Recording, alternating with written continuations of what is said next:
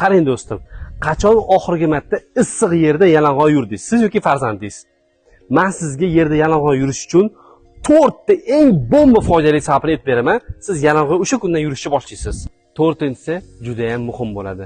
Hop, birinchisi yerdan chiqadigan issiqlik tabiiy ravishda immunitetingizni bomba qilib ko'tarib beradi va siz hadeb kasal bo'lmaysiz. Ikkinchisi, bolangizning oyog'ining tagidagi plastikostopiya, ya'ni yassi oyoqlikni tabiiy ravishda davolab beradi. Uchinchisi, qon aylanish sistemangizni yaxshilab beradi. Shuni hisobiga siz hadeb kasal bo'lmaysiz. Organizmingizdan har xil viruslar chiqib ketishiga yordam beradi. 4-inchisi bo'lsa, anti stress hisoblanadi.